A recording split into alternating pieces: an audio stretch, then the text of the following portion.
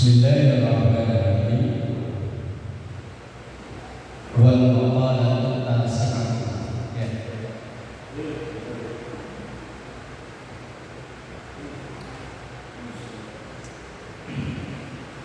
Bismillahirrahmanirrahim. Wa syaikhul mu'allif rahimahullah ta'ala wa nafa'ana bihi wa bi ulumihi fid dharain. Wal maqalatu tasi'atu, dan makalah yang ke-9. Bab 10, makalah ke-9. Qala ba'dul hukama, berkata sebagian ahli hikmah. Apa isi perkataannya? Asyratu fisal, ada 10 kelompok orang. Yu'miruhullahu subhanahu wa ta'ala. 10 orang itu dibenci oleh Allah Ta'ala. Min asyrati anfusin, dibanding dengan 10 jenis orang. Ayat artinya akbarul bughd, lebih besar kemurkaannya atau kebenciannya, min ghairihim, dibanding dengan yang 10 lainnya. Gampangnya begini, ada 10 orang yang dibenci oleh Allah, tapi ada 10 yang lebih dibenci. Ada yang dibenci, ada yang lebih dibenci. Ada 10 karakter orang itu dibenci oleh Allah, tapi yang 10 lebih dibenci. Apa itu?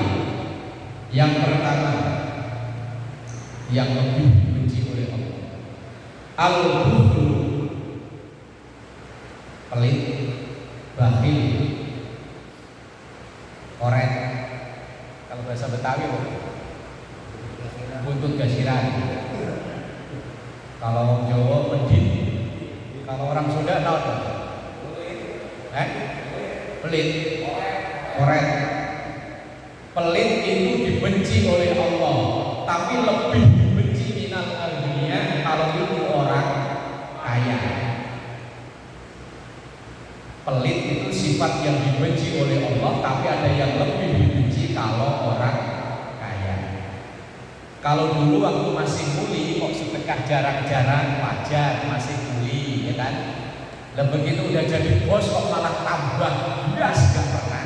Wah, bis bangetan. Pelit itu dibenci oleh Allah, tapi kalau pelitnya itu dari orang yang berduit jauh lebih dibenci. Al-bukhlu minal aghniya, orang kaya yang pelit. Kebangetan ya, orang kaya kok pelit. Nyumbang enggak, komen dulu. Selain donatur enggak boleh ngatur, cuman nunjuk komen, nyumbang enggak. Enaknya kan tangannya ditampol dulu. Apa ini? Banyak ya. Ada yang di sini? Enggak ada di sini. Sini orang baik. Enggak tahu kalau sebelah sono ya bar ya. Sebelah sono sini oh. Masjid bisa terbangun dengan bagus begini ya. Kalau pelit ya enggak jadi-jadi. Nah, pelit itu dibenci oleh Allah, tapi jadi dari orang yang berduit jauh lebih dibenci. Qala Hakim, berkatalah Imam Hakim, al-bukhlu, sifat bakhil, mahmu sifatil insaniyah, itu menghilangkan sifat kemanusiaan. Wa isbatu adatil hayawaniyah, dan menguatkan sifat kebinatangan. Itu pelit. Menghilangkan sifat kemanusiaan dan menampakkan sifat aman Pak Yoko. Tuhannya udah beres. Aman. Sifat pelit itu menghilangkan sifat kemanusiaan.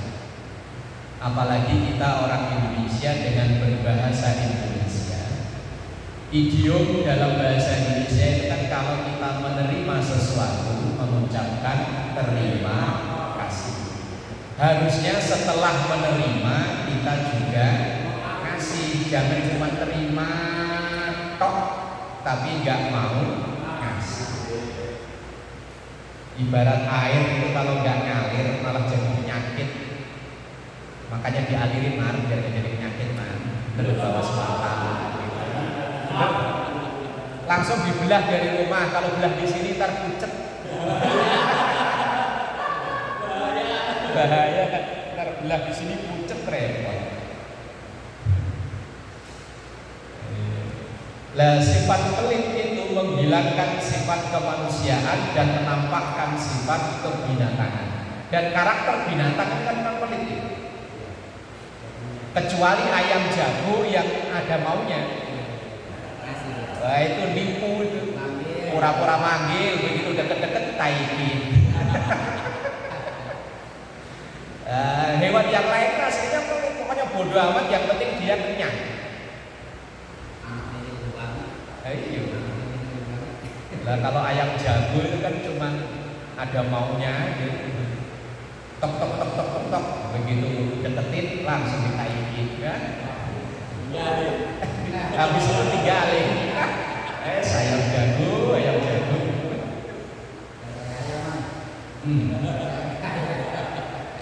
Jadi satu yang paling dibenci itu orang kaya yang pelit. Di sini mah kaya-kaya tapi dermawan ya. Alhamdulillah. Nyatanya ya makanan ada, masjid ya kelar, bagus. Yang pertama. Yang kedua, wal kibru minal fuqara. Sifat yang paling dibenci itu al kibru sombong. Minal fuqara, dari orang miskin, orang fakir. Udah miskin sombong. Yang diarep apanya ya?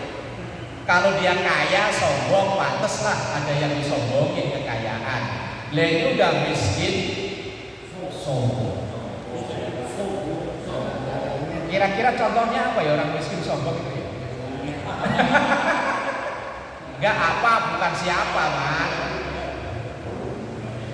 Orang miskin sombong. Contohnya gimana? Dari kemarin itu saya baca kitab ini mau nyari contoh belum nemu. Ngapain? Sampai saya tonton video-video yang ngaji kitab ini nggak ada yang ngasih contoh. Orang miskin sombong. Contohnya kayak apa ya? Lah kalau orang kaya sombong kan pantas yuk. Ayo orang ganteng kaya itu sombong pantas, udah miskin sombong. Apa contohnya Pak Yoko? Orang miskin sombong contohnya kayak gimana? Masalahnya di sini nggak ada orang miskin sih ya. Orang kaya semua di sini makanya ya. Lah iya di sini orang kaya semua, jadi nyontohin orang miskin bingung lah. Yang dulunya miskin sekarang udah pada kaya jadinya.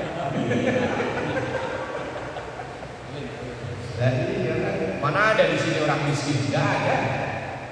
Gak ada. Kaya-kaya semua di sini. An Abi Hurairah radhiyallahu anhu. Diriwayatkan dari Abu Hurairah radhiyallahu anhu, semoga Allah meridhai dari Abu Hurairah. Anna Rasulullah sallallahu alaihi wasallam, sesungguhnya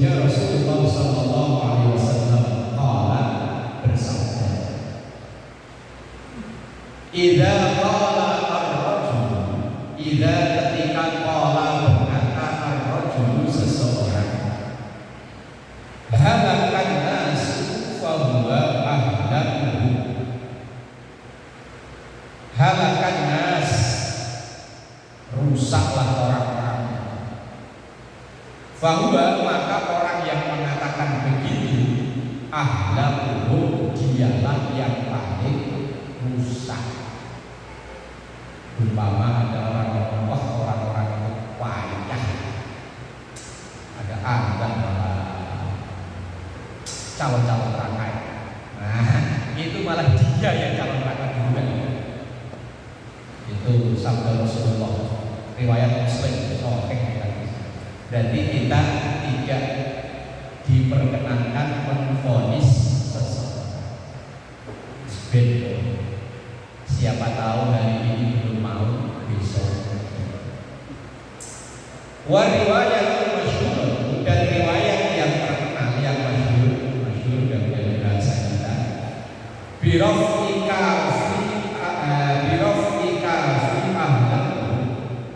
dengan membaca rafa kafnya lafaz ahlahu. Rafa itu domah, makanya bacanya fahuwa ahlahu. Kalau ada orang tuduh orang lain rusak, maka dia sendiri yang rusak. Karena kalau orang tuduh kan begini, satu diarahkan ke orang, tapi sisanya kan balik. Pelit.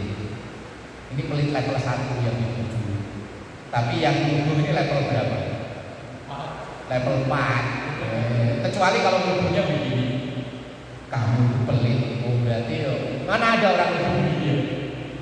Tuduh begini rata-rata itu, tujuh orang kan begini ya.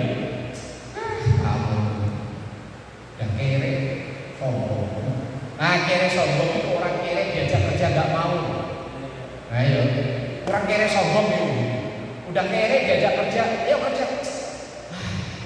Enggak, ini saya kalau kerjaan kayak gitu itu kayaknya enggak matching sama saya. Bukan passion saya. Oh, itu orang kere sombong. Baru ketemu saya contohnya. Tiba-tiba kok langsung seret. Diajak dagang, wah itu bukan bakat saya kalau diajak dagang. Tapi tiap hari itu loh nggak punya duit. Diajak kerja katanya bukan passion. Diajak dagang nggak bakat. Dan terus maunya apa? Tapi tiap hari ngeluh. Wah itu orang miskin yang sombong.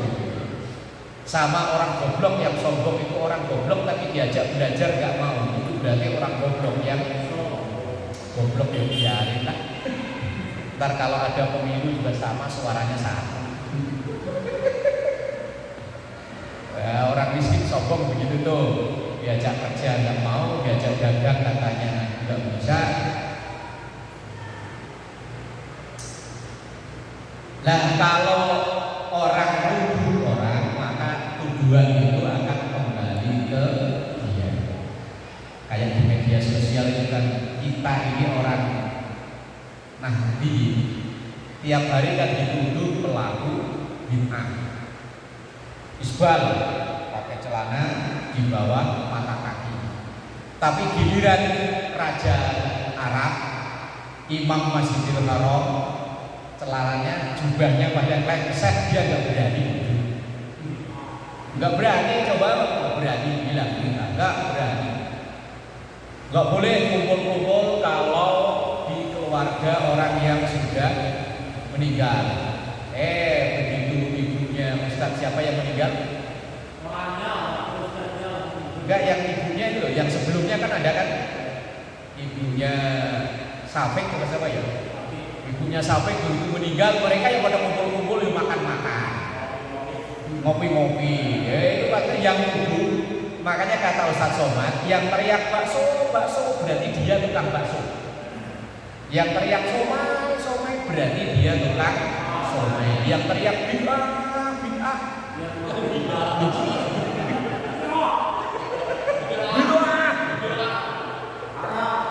haram.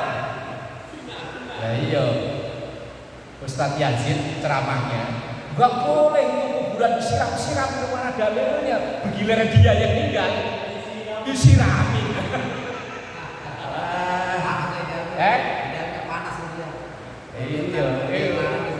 Makanya idza qala ar-rajulu halakan nas fa huwa ahlahu. Yang nuduh-nuduh berarti dialah yang kena tuduhan itu sendiri. Wong tadi kan begini ya. Nah, hei Mas Bro, ini.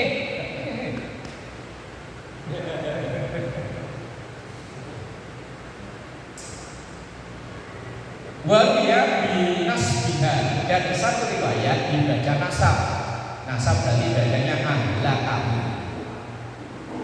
Kalau rofa itu tandanya dhamma. Kalau nasab fathah. Lafaz ahlakuhu atau ahlakahu yang jadi huruf kafnya. Wahada, dan ini menuduh tadi itu. An-nahyu itu larangan.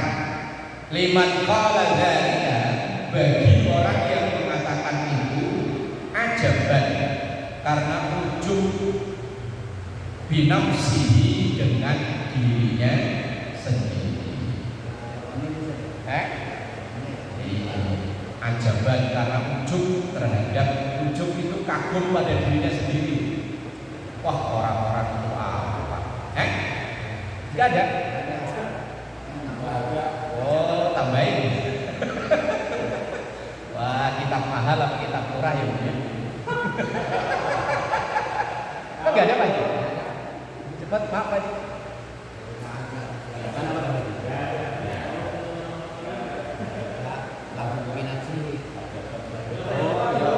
Tambahin ajaban. Ya, saya udah cek di dua kitab ada lafaz ajaban. Ain, jim, ba, alif. Ajaban. Ajaban itu karena ujub dulu ajaib. Bahasa kita begini, orang-orang tua saya dong bawa kitab sono kemari seminggu 3 kali. Orang-orang tua apa? Belajar ngaji susah. Saya dong. Sebelum qala dzalika ajaban binafsi, itu dilakukan karena dia kagum terhadap binafsihi, dirinya sendiri, merasa dia yang paling top. Padahal begitu dia keluar, tidak ada apa-apa. Jago kandang. Kalau di kandang kayaknya dia siapa aja ditantangin, begitu keluar selep kayak kerupuk kesiram air, pelempem. Kayak kerupuk dicemplungin bubur ayam langsung hilang. Wa tasawuran linnas, tasawur mengecilkan, menganggap kecil, menganggap remeh, linnasi orang lain, wartifa'an alaihim, merasa lebih unggul, alaihim dibanding mereka. Fahada, maka ini wal haram, hukumnya haram. Apa? Merasa kayaknya dirinya yang paling top. Alhamdulillah. Wa amma man qalahu, adapun ketika ada orang yang mengatakan lamma yara fil nasi min naqsin fi amri dinihim, ketika ada orang yang bercerita tentang keadaan lingkungannya. Lingkungan saya ini gimana ya? Masjid sudah dibangun rapi-rapi, tapi kok jamaahnya sepi. Udah diadain acara kumpulan ini, kumpulan itu, tapi kok pada nggak mau ya? Kan kayak orang berkeluh kesah ya. Itu kan namanya orang berkeluh kesah. Wa qala mutahassudan alaihi, dan dia mengeluh kesahkan lingkungannya atau masyarakatnya, wa ala dini, dan urusan agamanya, fala ba'sa bihi,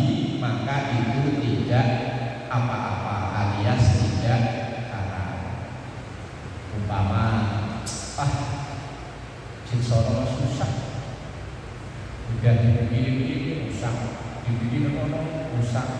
Diadain acara ini nggak mau hadir, tapi di grup berisik komen.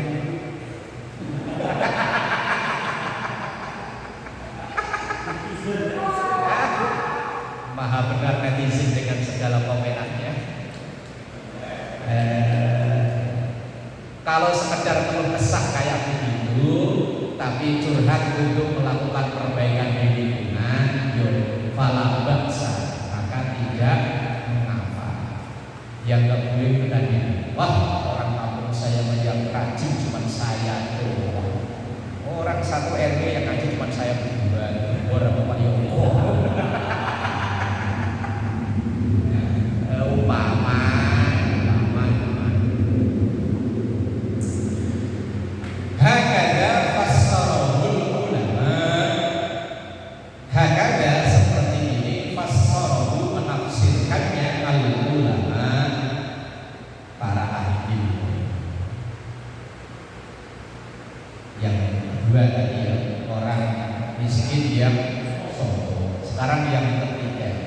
Wattama'u minal ulama, tamak, rakus.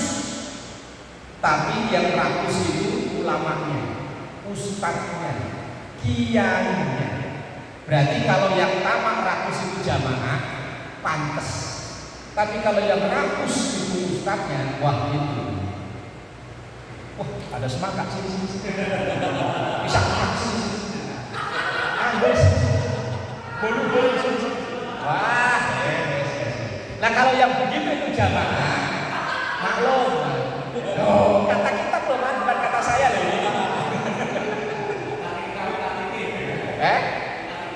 Yo nggak apa-apa nek kalau jamaahnya itu biasa. Tapi yang digejeki sama Allah itu ustadznya. Iya, yang serakah ustadznya. Iya. Terima kasih. Saya senang. Bolu sini, istri saya senang.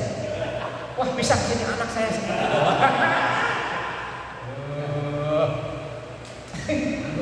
Anggur.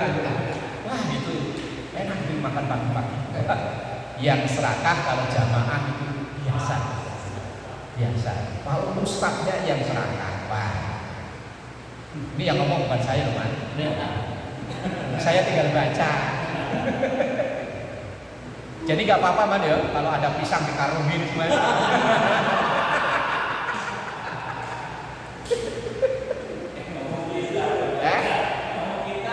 Lah iya.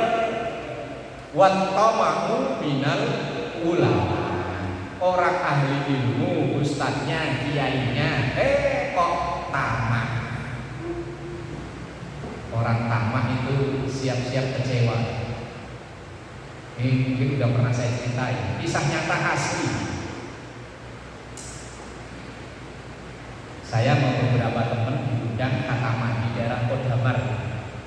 Habis sholat Jumat ceritanya. Pokoknya 4 orang atau 5 orang, target 30 juz selesai. Jadi kalau 5 orang kan 1 orang baca 6 juz. Nah begitu sebelum nyampe ke tuan rumah, saya yang teman yang lain pada makan mie ayam di pinggir jalan. Pokoknya pas pintu masuk Kodamar itu ada tukang mie ayam, makan di situ. Ada teman satu yang enggak, ntar di rumah tuan rumah juga dikasih makan. Begitu nyampe pagi, cuma dikasih minum sama Qur'annya langsung dibagi. Langsung tuan rumah, Ustaz silahkan dimulai, udah nggak ada yang ditunggu lagi. Waduh, saya tenang udah makan, temen yang satu ini belum makan. Baca kan seret sampai asar, kira-kira dapat 3 juz atau berapa lah. Sholat asar, yang keluar cuma teh. Di rumah orang kaya itu makanannya kecil-kecil lah. Itu kayaknya dia pas dihitung 1 orang 2. Kata temen, kemudian ini saya tenang udah makan sampai maghrib selesai Pak. Maghrib selesai, terus kata tuan rumah, Pak Ustadz nanti sekalian ya, habis sisa nanti Pak Ustadz yang ceramah, Pak Ustadz yang baca Yasin. Akhirnya makan jam 10-an. Kata temen yang kali Itu orang tamak. Tamak itu ada di depan diambilin, tapi ngarepin yang di sono yang dikiranya lebih gede. Itu namanya tamak. Ada proyek depan mata, cuman kayaknya untungnya tipis. Ini mah receh kan. Enggak. Ya kono. Begitu nyampe ke sono, ternyata sono ditelikung orang yang sini lepas. Itu namanya tomak. Orang tomak itu, kalau yang tadi itu kisah nyata, saksi hidup masih ada, orangnya bisa ditanya. Langsung kan, orang tomak ya begitu, disuguhin mie ayam nggak mau, ngarep katanya ntar tuan rumah paling nggak sop 3 orang kaya. Ternyata malam cuma makan nasi kotak itu. Ya isinya ayam bakar, wah umum lah kayak di sini. Rumahnya jenderal orang kaya lepas, malah mendingan orang dia. Wong tadi itu orang pelit tapi kaya ya, orang kaya tapi pelit. Kila dikatakan bahwa lamma nataqa Musa alaihi salam bidzikri toman. Lama ketika nataqa mengucapkan Musa alaihi salam, Nabiullah Musa alaihi salam bidzikri tomani, dengan menyebutkan ketamaan. Lau syi'ta lan akhadta alaihi ajra. Itu surah Al-Kahfi. Itu kan kisah Nabiullah Musa berguru kepada Nabi Khidir. Orangnya nggak hadir ya. Mang Idi kan namanya hadir ya. Gurunya Nabi Musa loh. Jangan macam-macam loh. Gurunya Nabi Musa itu. Nabi kutuk Nabi Musa aja tunduk sama dia. Nabi Musa itu kan ketika pidato di depan kaumnya, ya namanya manusia itu kadang-kadang ya timbul sifatnya ini ya. Wah orang segini ini kayaknya saya paling pintar. Nabi Musa ngomong begini. Yang benar Nabi Musa kamu paling pintar. Siapa lagi yang paling pintar? Bila mahkota ini siapa lagi? Lah akhirnya ditegur oleh Allah melalui malaikat Jibril. Musa, kamu jalanlah ke pinggir laut. Nanti kalau ketemu pertemuan aliran 2 laut, nanti ketemu akan seseorang. Namanya Khidir. Khidir itu dari kata khadra artinya hijau. Makanya Nabi Khidir itu pakaiannya dalam keterangan itu selalu memakai hijau. Makanya kalau di orang itu nggak boleh pakai hijau. Karena Nabi Khidir itu di laut. Akhirnya Nabi Musa ngajak asisten.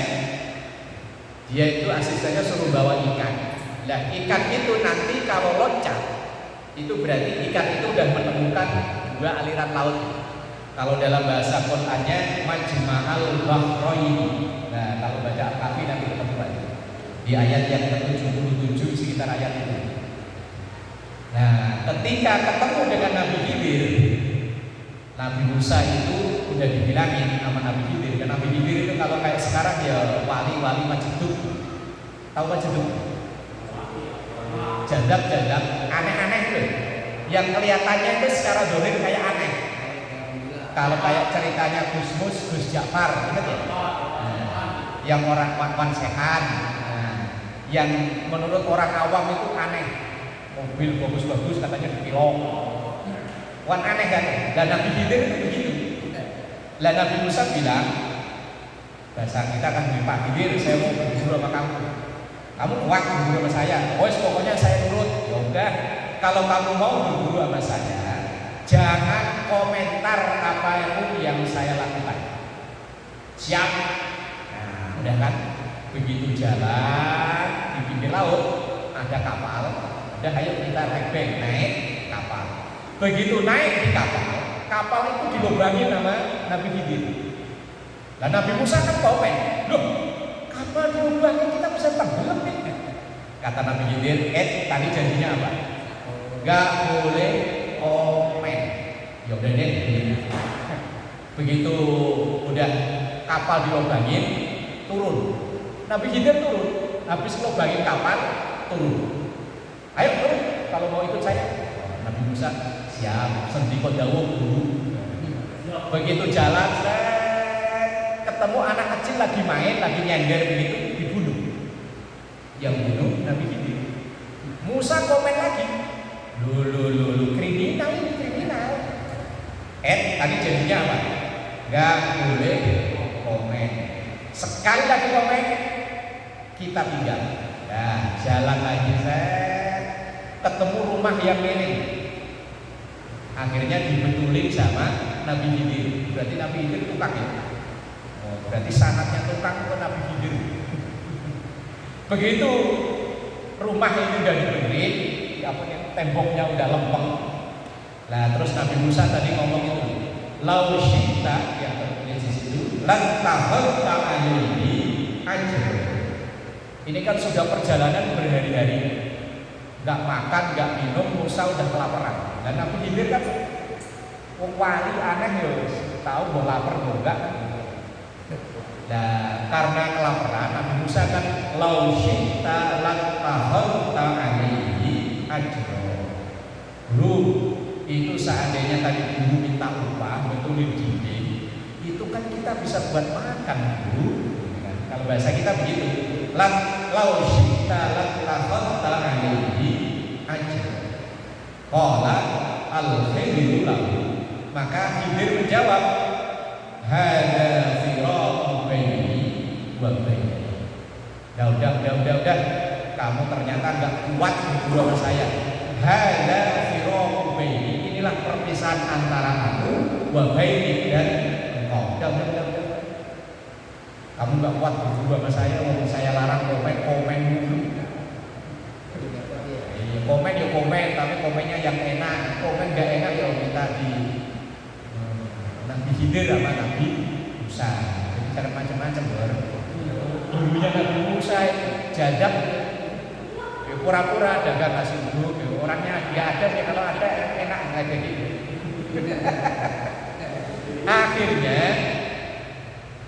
setelah ngomong begitu itu Nabi Khidir baru menjelaskan kenapa kapal tadi dilubangi. Karena ini ada depan itu ada bajak laut yang diperintahkan raja untuk merampas semua kapal-kapal yang bagus. Makanya biar kapal ini nggak dirampas, saya lubangi. Biar pas ketika mau diambil, kapal rusak nggak jadi. Akhirnya kapal nggak jadi diambil. Itu alasannya. Yang kedua, anak kecil yang dibunuh. Nabi Khidir itu kalau orang Jawa itu ngerti sak gundeng pinarah. Ngerti sebelum kejadian, tahu anak ini calon jadi preman gede. Ini kalau dibiarin gede, wah bahaya. Udah kelihatan tanda-tandanya, matanya kejuling-juling dikit, ya kali gitu ya. Nah ini kalau dibiarkan gede bahaya. Makanya ya wes matiin sekarang. Ibarat api sebelum gede matiin, tapi ya jangan dipraktekkan sekarang. Melihat bocah di masjid teriakan, wah calon jadi, wah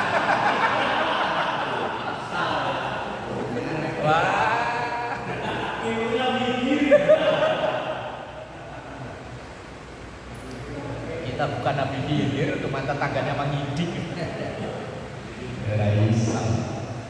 Nah kemudian yang ketiga, yang tembok itu milik dua orang anak yatim yang di bawahnya itu ada emas peninggalan dari orang tua. Nah kalau ini tembok rubuh, nah ini emas bisa dijarah sama orang-orang, makanya temboknya dilepengin. Nanti kalau udah gede anak baru silakan ngambil emas. Itu Nabi Khidir. Nabi Musa, karena ilmu Nabi Musa itu kan ilmunya ilmu syariat. Pokoknya yang kelihatan di mata itu yang dihukumi, ilmu syariat. Lah Nabi Khidir kan lain, berarti satu binara. Makanya kadang orang-orang yang punya ilmu itu perilakunya aneh. Ya kayak dulu almarhum Gus Dur. Banyak nabi yang masih hidup sampai sekarang ada berapa? Nah ya itu wallahu alam ya, karena simpang siur lagi. Termasuk Nabi Khidir, Nabi Isa, Nabi Khidir, terus siapa itu? Adam, yang antara Nabi Allah Nuh siapa itu? Ada 4 kalau nggak salah. Cuman hadisnya kan simpang siur. Wallahu alam. Kalau bagi kaum Nahdliyin dipercayai, nanti orang sebelah yang nggak percaya sama sekali. Nah kalau ini kan ceritanya dalam Quran, dalam surah Al-Kahfi. Nah kalau yang membiasakan baca Al-Kahfi biasanya akan ketemu tentang cerita ini.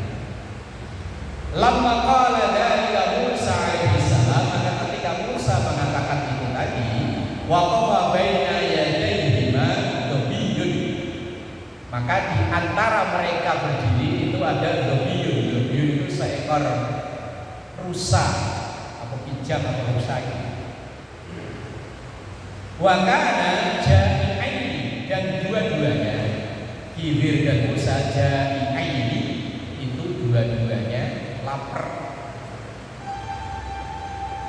Alladzi yani Musa ghairu masyriyin, sementara rusa yang di sampingnya Nabi Musa rusa ya atau bijak yang di sampingnya Nabi Musa itu ghairu masyriyin, belum dipanggang, belum dimasak. Wal janibul ladzi yani Khidir masyriyun, sementara rusa atau kijang yang di sampingnya Khidir masyriyun, sudah dipanggang atau sudah dimasak. Nah, oleh-olehnya orang yang tamak Nabi Musa itu ya tadi, makanannya nggak bisa dimakan, ngarepin tuan rumah ngasih sop 3 sampai jam 10 baru makan. Itu dapatnya orang tomak. Tomak dari orang biasa itu biasa, tapi kalau dari ustadz kiai, wah luar biasa. Maksudnya luar biasa dibenci oleh Allah.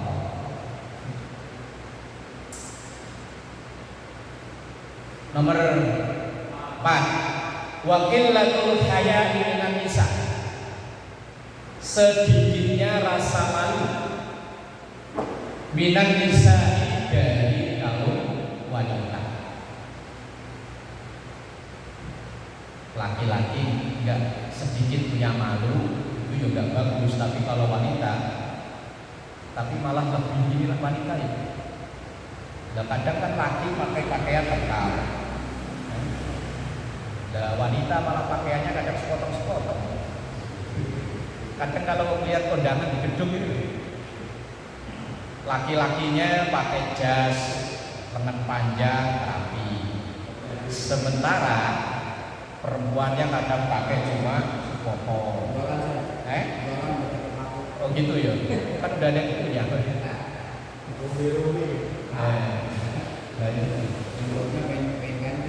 Ruya annahu sallallahu alaihi wasallam, diriwayatkan bahwa Rasulullah sallallahu alaihi wasallam qala, beliau bersabda, man lam yakun lahu hayatun fala dina lahu.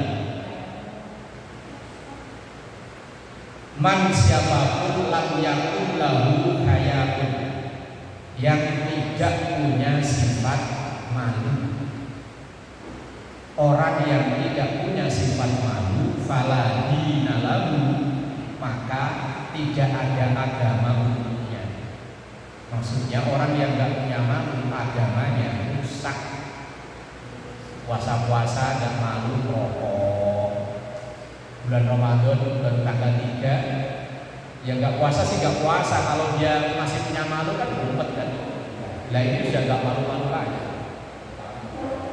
Nyolong sudah nggak malu, mabuk udah nggak malu, wes kalau perlu zina udah nggak malu, wah wes. Makanya orang yang nggak punya malu hilang agamanya. Orang yang masih punya malu, insya Allah agamanya terjaga. Kita kadang menjalani agama itu kan belum bisa lillahi ta'ala, kasih karena malu, nggak enak. Nggak enak. Awal Ramadan masa nggak terawih, yang lain aja terawih. Awalnya ya karena nggak enak, malu, tapi ya masih alhamdulillah orang punya malu itu masih menjaga agama. Wa man lam yakun lahu haya'un fid dunya lam yadkhulil jannata. Ya siapa yang di dunianya nggak punya sifat malu, maka di akhirat dia bakalan masuk